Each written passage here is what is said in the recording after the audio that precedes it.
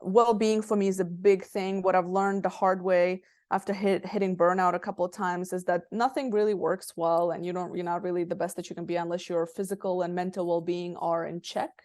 So I think, getting daily exercise, again, as simple as it sounds, I always say going back to basics. And the basics are like, am I eating right? Am I moving enough? Am I sleeping good? And if I'm not performing, or if I'm feeling down or whatever, I'll always go back to those three. And usually the answer lies in one of those three areas.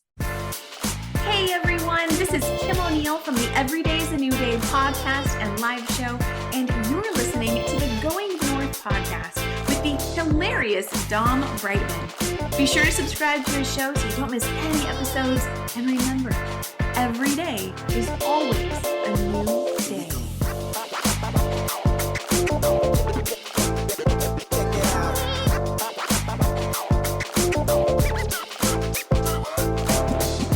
New episode, new review highlight before the interview starts, and this one hails all the way from Canada, aka Canada for those who like to say it properly. And this is a 5-star review titled Inspiring. And they wrote, I am amazed how much I can relate to each podcast that I've listened to. Listen to authors deep dive into topics that really make you think and understand. Love it. And that was from Chab Dab. Thank you much, Chab Dab, for leaving that great 5-star review. Appreciate you. And if you too like to leave some wonderful thoughts about what you liked about the show, do so on the Apple Podcasts app, or head on over to goingnorthpodcast.com and leave a review. Bonus points if it's a 5-star review, and we'll definitely highlight it on the podcast. Now let's get on with today's interview. And today on the Highlight Reel Builder for Authors, known as GMP, the Great, Glorious, and Glamorous, is the Going North podcast. And we got another super special, awesome human for you today. And this one is the cream on top of the cream that is on the top, baby. That's right, indeed. Because she's a fellow bookcaster, y'all. That's right, indeed. So not only does she run a podcast of her own, she's also a published author, indeed. And she's a TEDx speaker, y'all. So that's right, indeed. Red teddy bear swag ahoy in a red circle. And it gets even better and not butter, folks, because she is a talent development specialist as well as an experienced career consultant, and is the co-founder of a wonderful company called Discern, indeed. So let's give it up for Miss EA Sports herself, the excellent, elegant, and angelic Elena Agaragimova. How you doing today, Elena? Hey, Dom. That is probably the best introduction I've ever heard. I'm going to need that every time. That's awesome. Good to be here with you. Yeah, it's good to have you too. It's always great when we have accomplished humans on the podcast who've turned pain into power, because I hear you had a wonderful past where you had to do a little immigration escape, and you're able to really grow up to be a fabulous lady, inspiring thousands, if not soon to be millions of people around the globe. Well, thank you. It's very kind. Work in progress, but yeah, I think I'm making progress. That you are indeed. So my goodness, as with all introductions, they're not allowed to be 97 days long, and I maybe only covered 7.3 days of what you actually do. So my feeling is a bit on your backstory of how you got to where you are today. Sure. So started my career off in higher education, but prior to that, I think I've done at least 17 different jobs since the age of 14. So like you said, I've migrated from Russia to the US, and as soon as I could as soon as I could babysit and make money and do other things like work at Subway, I was like out there just working and take advantage of the system here. But in Russia, for people who don't know, kids don't work. So not because we just don't have opportunities. So to come into America and being able to actually work and make money as a teenager was like, wow. So anyway, I got doing to that. So I've done about 17 different jobs before I actually landed on my kind of career path, which started off in higher education, and then essentially transitioning towards the world of corporate learning and adult learner, and kind of growing into that talent development role, which is what I do today. So I always say it was a hobby that turned into a career and then a business as well. So in 2019, I also started Bestern with a co-founder. And we've been doing some fun and amazing work with lots of ups and lots of downs with corporates globally, and wrote this book. It was funny because when you were saying that not only do I do a podcast but also have a book, I was thinking I probably do a better job on a podcast than I do a book. Talking is much easier than writing, I'll tell you that. But yeah, and today I'm leading on kind of talent development with the company I'm working with, as well as some work around Bestern and being a podcaster and author, and just trying to maximize my days and to continue to do what I enjoy. Woohoo, that's what I'm talking about indeed. Maximizing your days is something that you do well. 17 jobs and being able to co-found your own company and become a wonderful speaker across the globe and inspiring hundreds, soon to be thousands, if not millions of youth to really tap into their gifts and their inner genius. So my goodness, where did this drive come from? Was it like you mentioned earlier with being able to work and make money as a teenager since you couldn't do that in Russia? I wish it was just from that, because that sounds good. And part of it, taking advantage of kind of being able to work is definitely something that was exciting. But I would have to admit that a lot of it probably came because when I came here, I didn't really fit in. So it was almost like you were always trying to catch up and prove yourself. So like when I first moved here, I remember like I didn't have any friends for like 6 months. There was a language barrier. I knew some English. I studied it in school when I was growing up, but not American English, like UK British English, which is very different that I realized when I moved here. And after kind of being bullied and picked on in school, not having friends for so long, I think I'm just assuming, I'm playing my own psychologist now, but I think that probably had a lot to do with it, because then I always felt like I was behind and I was always trying to catch up. And I was always trying to be like accepted and et cetera. And through many years of trying to be accepted and trying to achieve and do something to say, hey, like, I'm not a complete loser, type thing. I think it just kind of translated to then this work ethic that I have now, where I'm just like a workaholic, if you want to call me that, but a recovering one, I would say. So I'm doing much better. But part of it is I just enjoy what I do so much. And it took me so many years to create essentially a career path and a business that I actually enjoy. Obviously not 100% of the time, but 85, 90% of my days, I truly enjoy what I do. Not all day, but every day. So, and I think just like when you see that and you're like, wow, like what else can I create? And very much like yourself, I feel like I'm very multifaceted, and it's in terms of my interests. And I've kind of made peace with it quite a few years back, after watching over and over again and listening to people and videos saying how you should focus and you should really be focused on this one thing. And I've just accepted it doesn't work for me. And I prefer to do these different things because they all ultimately feed what I'm trying to do. And what I'm trying to do is around talent and well-being and helping people essentially perform at their best, whether at work or in their lives. So I guess started off as a push to try to fit in and just achieve, so that I feel like I was successful at something, even though like I didn't have friends or, I didn't feel like I fit in on a social thing. So I was like, at least maybe I'll just do some really cool things. Cool things that you do. 'Cause if I'm not mistaken, part of Entrepreneur Magazine and Forbes, part of Middle East too. So you got the polyglot swag going on. You got the English, I guess the British English, and then of course the Russian, and then Arabic on top of that. So all of those languages and being able to be a high performer performing across the globe. So my goodness, is there a way you keep balance in a way with what all that you do? I think what helps me is just being very structured. So not to sound very like, generic, but it's just being structured. My days are very structured. Like I said, I'm a recovering workaholic, so I no longer work 7 days I used to. So now I have Saturdays where I don't do anything. I relax. It's my day to just unwind. I am an early morning person. There's arguments whether it's good for you or bad for you, but I am that 5 a.m., 5:30 a.m. kind of wake up call. I have my 3-4 hours before, and that's when I get the most done before the world starts waking up and I start having phone calls and meetings, etc. I think just being very structured, and also because I've been doing it for several years, like 12 years now in this field of talent, essentially, and education and kind of talent development. A lot of it comes easy to me so far. So, I think it's, kind of like one of those things when once you kind of, get better at things, it takes you less and less effort to do something. So although it does sound like I'm doing so many things, essentially a lot of these things are coming from the same channels, so to say. So I'm, so it doesn't take as long as one would imagine. And then I of course I have to fill up my time that I'm, I feel like when I'm not spending so much time on the talent to challenge myself. So I'm studying and, I'm podcasting and I'm writing and I'm doing these things. I think just being structured, if I were to give a short answer, being structured, being disciplined, well-being for me is a big thing. What I've learned the hard way after hitting burnout a couple of times is that nothing really works well, and you're not really the best that you can be unless your physical and mental well-being are in check. So I think, getting daily exercise, again, as simple as it sounds, I always say going back to basics. And the basics are like, am I eating right? Am I moving enough? Am I sleeping good? And if I'm not performing, or if I'm feeling down or whatever, I'll always go back to those three. And usually the answer lies in one of those three areas. So true.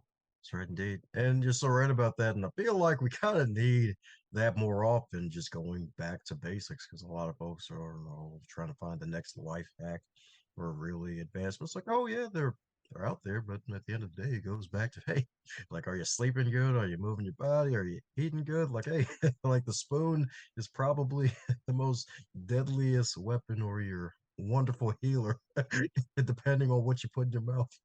Absolutely. I mean, listen, all in moderation, right? Like I'm not a huge health freak by any means, but moderation, balance, I have my days where I'll have my, food that might not be great for me, and I don't, some days I just don't feel like working out. So I'll just do like a light walk. But I think it's just like moderation, if I am going to go and, eat something, or it's not going to be several days in a row, it's going to be like once in a while, I'll eat like something that's not super healthy for me. Or, I'll skip a workout, or I'll have a few drinks here and there. So, but I think it's just balance and moderation. And, it goes back to your mental health as well. Like you want to be happy you don't want to be super strict all the time. You got to enjoy life, it's there to enjoy. So, and being super structured in my work, it's like something has to give. So I think it's just about balance and finding a system that works for the individual. Like you said, there's no, people looking for these magic formulas. They're trying to find these magic pills that are going to work. And by pill, I don't mean the actual pill, but like solutions, right? These magic solutions to achieving goals, to getting in shape, to, achieving, being productive, all those things. And I really, really, truly believe that if we just look at our basics and going back to those, like a big percentage of improvement could be made there that will feed into the rest of what you're trying to do. That's what I'm talking about, indeed. That's what I'm talking about, indeed. I definitely agree with the moderation. So, what does Elena do to keep the joy muscles up, so that way you don't get too far down into the rabbit hole of working forever and losing your wax along with the fire of the candle and burning out? Yeah, definitely not good. Been there, not a fun place. I work pretty hard, and I keep it structured, but I also schedule trips every like month and a half to 2 months. And I'm not saying some extravagant long trips here and there, no, but just like 3-4 days, whether it's even just like a little road trip somewhere, but just to get away from my like actual space. Like I work from home, so from my home I got to get away, because if I'm home, it's like one of those things, like I'm gonna get behind my computer. It's like, well, I might as well. It's very difficult for me to disconnect. So I try to schedule these little trips, and every month and a half to 2 months, and it kind of works, so that I go really hard at work, because I know the reward is coming. And for me, it works. Again, that's a system that works for me. I have my one day off a week, where I don't do anything like work, or I try not to do anything work related. Works pretty good most days. I have my daily escapes. I heard something the other day, and they said, I forget how it was. Maybe it was David Goggins. I think it was David Goggins. I was reading his book, perhaps.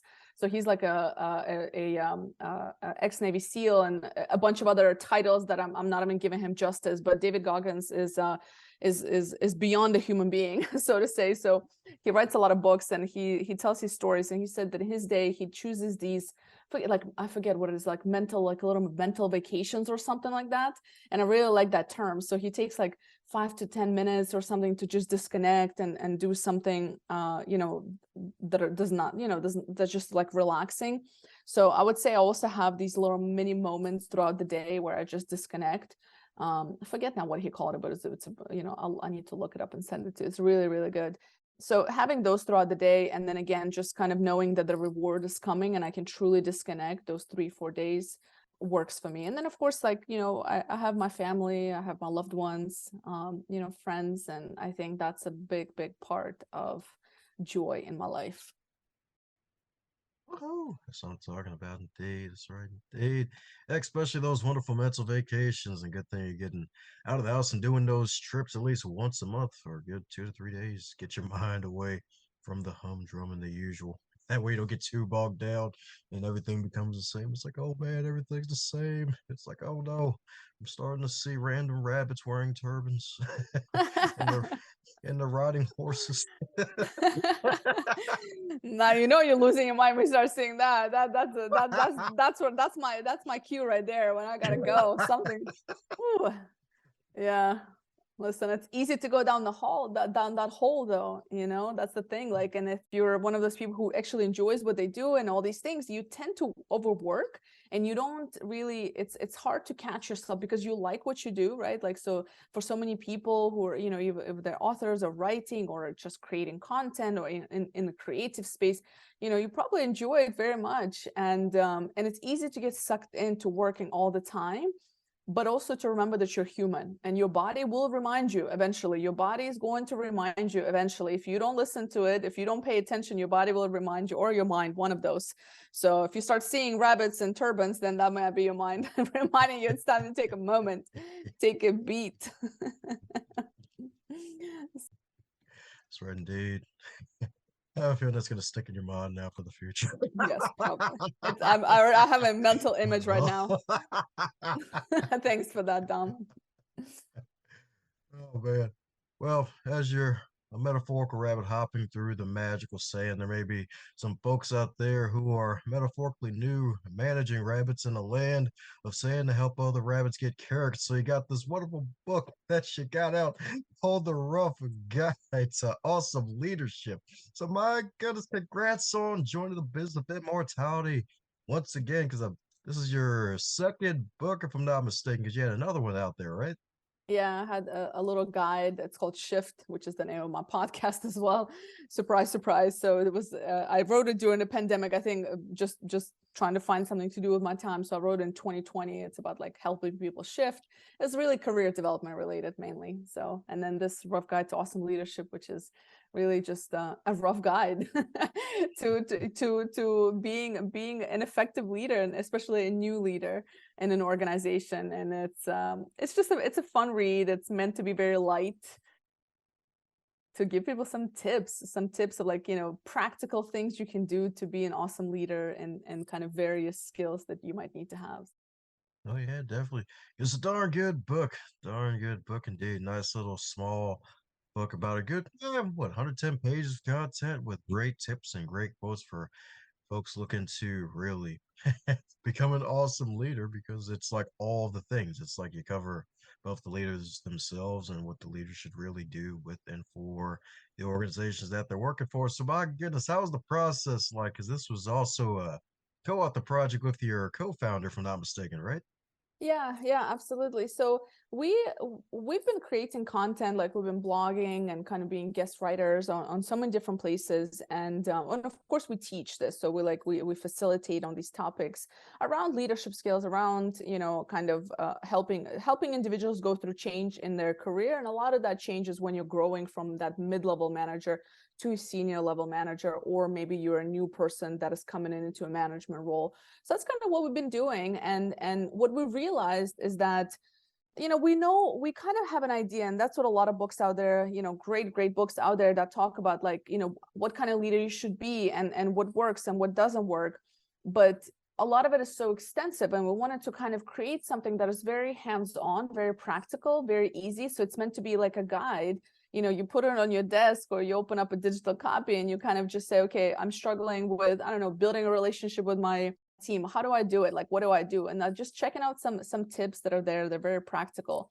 And we also apply this kind of, habit methodology, which has also been very popular in recent years, thanks to, of course, like people like James Clear, who is the Atomic Habits author, and various other people that are within the space of habit creation, and who really brought forth a lot of research on this. And of course, because of neuroscience and behavior science and all the research that came out, we also incorporated a lot of those kind of studies to create this book, to say, wonderful, people know how to do it, but then why so many people are not doing things, and that's because it's difficult. Change is difficult. So we try to break it down on like micro things you can do every day, micro like things of 5 minutes that you can do to build a relationship with your team, to, you know, to be a good, to be a person of influence, right? And there's also, of course, naturally a big piece on well-being. So, you know, things you can do to take care of your well-being as a leader, and how that translates into your work and impact on your team and all those things. So applying that little methodology that helps you actually make the change effective, where you don't have to rely on motivation. In fact, you just make it micro and small, so then all you need to do is just stay consistent. So my goodness. So with focusing on the whole leader themselves, especially with being a healthy leader indeed. So with the process of putting together, which was I guess was a rough trial for completing a rough guide. So my goodness, how was the decision-making process for finalizing everything on what to add and what to keep? Because heck, even I remember one of my favorite things I highlighted, a wonderful question, I think it was in the beginning, where it says, hey, would you trust you? Like focusing on building trust with your folks as a new leader. So my goodness, how was that process like when deciding which parts to add, which parts to keep out? We kind of just looked at what are the biggest pain points for a new manager, and we tried to just kind of separate it. Actually, we have a program that basically follows the chapters, and we have a program that actually starts off with, you know, chapter number 1, and then you complete the book, and we have a program around that works quite well in terms of steps that people need to take. Of course, the program is much more lengthy than 100-some pages itself, but we looked at kind of what does it take to be a new leader or an effective leader in today's day and age, right? Working with different generations in a virtual world, etc. And then we kind of just went down the line of these pain points that managers have. So that was kind of the deciding factor. We could have done a lot more. I mean, this book could have been, you know, it probably needs a second edition as well, just because there's just so much information. But we try to stop ourselves, because we really want to make it simple and like a guide, you know, and we don't want to overdo it. We don't want to, you know, make another big leadership book. Like there's so much that we can cover, but you know, as you read it, it's very straightforward. Like here, you know, how to, you know, how to build trust, right? How to build trust, and here's how you do it, right? Like a quick explanation and tips of how do you actually do it. So we just try to keep it simple without, you know, again, it could have gone on and on and on, but we wanted to, again, have it as a guide, somebody who has on their desk and say, you know, I think I'm struggling with this aspect of my leadership skills. So let me see what I can do today. So I'm talking about things. I'm talking about date. So my goodness, so since you've been on a few podcasts on, or should I say a lot when it comes to both sides of the microphone, is there a question that you wish folks would ask you more often, especially I guess when it comes to the magical book? Oh gosh, that's a good question. You know, it's very easy to be on the question side versus, like, I'm usually the host. It's tough on this side, man. Nice little reality check. It's tough being the person in the hot seat. What questions I wish people would ask me more? If it's around the book, I guess maybe the motivation to write the book, because I think that there's so many, like, why the book versus like podcast and now GPT, which everybody's of course raving about at the moment, that people say maybe you should stop writing books because of ChatGPT. I know, and I said no. I said that's not the point. So I guess kind of why the writing of the book. That would be the questions I would ask. And do you want me to answer that? Oh yes, ma'am, indeed. I think the process of writing is beyond just putting something out there that is, you know, hopefully useful to people, right? Like just a piece of information that might be helpful. I think that's a big part of it. But a bigger part as well for me personally is to create something and to challenge yourself, to create a piece of work that, you know, hopefully is going to add value. So to try to think of like, how is it going to add value? How am I going to structure it? It's more of just the process itself, I think, of writing a book that cannot be substituted by a podcast, or it's a different creative process. That's what I'm trying to get at. So writing a book versus podcasting versus, I don't know, even writing a blog or I don't know, some kind of voice piece is very different from actual writing a piece of content and try to make sure it flows. So it forces you to think in a different way. It challenges you significantly. And so when I wrote the first guide, I realized that I want to do a second book. I wasn't sure what, because I felt like, there's so much learnings that you get from the writing process itself, that you just want to kind of, you're like, oh, I can do something better and I can really try to add value. And to your point, and kind of your whole theme is to add a little immortality, right? And to be able to look back at it, 5 years down the line and be either, stunned and shamed because of how bad it is, right? In the future, because that's what always happens, right? You're like, oh my God, did I really publish that? Or did I, when I look back at my podcast number 1, I'm like, oh my goodness, can I just take it off? And you're like, no, because that's part of the process and that's part of growth. And I think to have a piece of work that people can learn from, and also for you to remember and to say, wow, like that's where I was, I think it's cool. I think it's just, I think it's a cool process. So, I think there's a big misconception, and you know this, but big misconception, like people write books because they want to sell them and all of that. And it's not at all. If any, people who write books, they know being an author, you probably, you rarely make revenue. Hopefully you'll break even, maybe, but a lot of times it's an expense because you're not writing it for the money. You're not writing it to I don't know, for some financial gain by any means. It's, I don't know what's the statistic, but it's a very low percentage of people who actually make revenue from books. So I think just, kind of going through the creative process is very challenging. And I believe in doing challenging things continuously. So it was a big challenge writing this book. Beautiful in more ways than one. So challenging things. So is that part of your wonderful source of confidence? Because I'm pretty sure there's probably some folks out there, and heck, you probably even help a lot of young ladies, especially, I imagine, with building up their confidence to really take on the world, start their businesses, and really become the best versions of themselves. So would you consider that part of where your confidence comes from? Like, how do you stay confident? Well, I'm glad I come off confident. No, it took me a long time to get to a level of comfort with myself, I would say, to get to a point to recognize that everybody has value to add, myself included. And I think that part of staying confident is like, by doing challenging things and realizing you actually don't know as much as you think you do. Maybe you need to, kind of, I don't know how to explain it, but it gives you a reality check. That's what I'm trying to get at. And I think by going through the process, what gives you confidence is the fact that you did it, the discipline that it took. And I think that gives you confidence in a different way, because you're like, oh, like it was challenging, but I did it, I made it. So that the next time you face a challenge, and it could be in personal or professional life, you're like, oh, but I remember I did that hard thing and it was so hard, but I did it. I always compare it to like the gym, when you're, or just fitness, for example, if you run like a mile and you push yourself a little bit more, or if you're sprinting at a speed of like, I don't know, 10, and then you do an 11, and then you go back to it, and maybe you didn't sprint for a couple of months, but then you sprint again and you're like, no, I can do 11 because I've done it before. So it gives you that confidence to try things. It gives you that confidence to do another sprint. And I feel like that with everything. It's like, public speaking, giving presentations, writing books, it builds up that resilience almost. And I think, and then that maybe comes off as confidence, but it's just that belief in yourself, and you're just like, well, I've done it before, or I did a difficult thing. So, and I survived and it was okay. So I think that's, I believe in doing difficult things on a regular basis in moderation. She's like, all right, I knew there was a caveat somewhere. So, yep, the moderation thing again. That's right, indeed. Don't go too far to the extreme. That's right, indeed.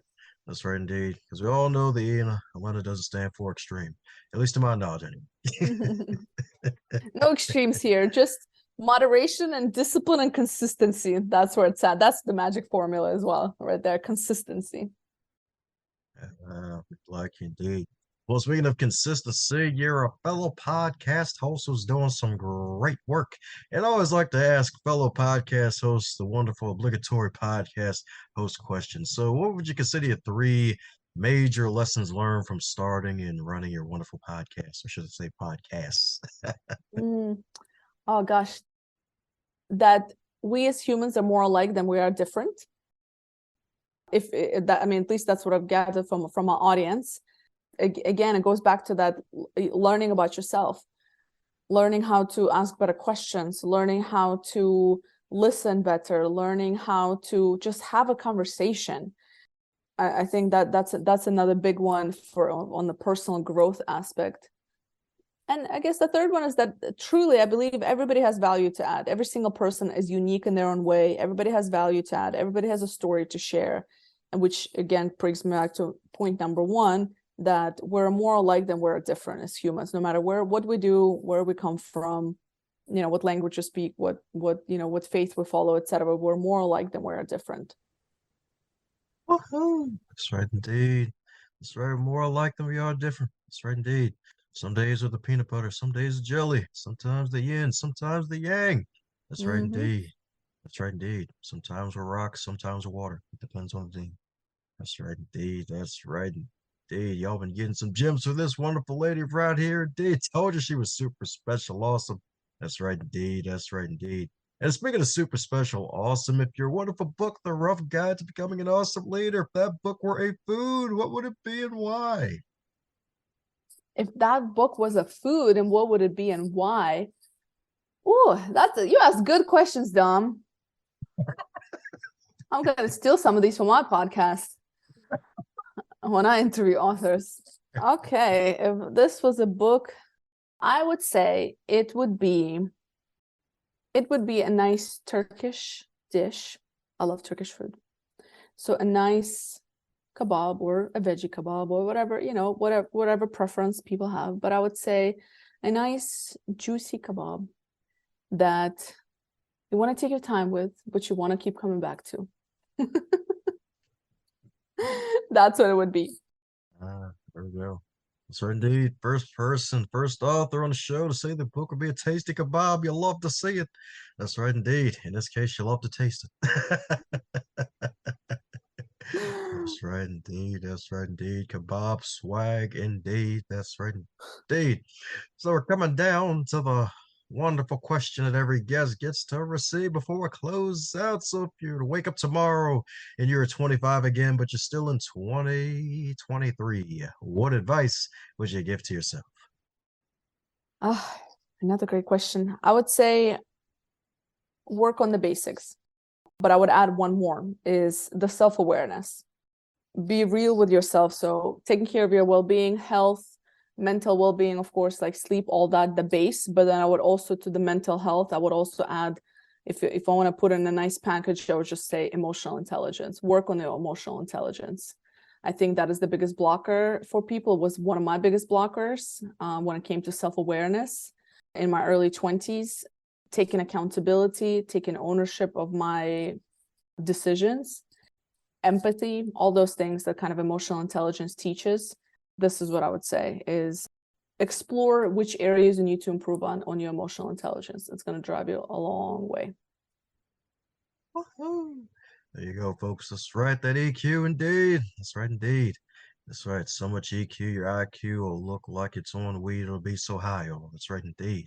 That's right, indeed. That's self-awareness, indeed. That's right, indeed.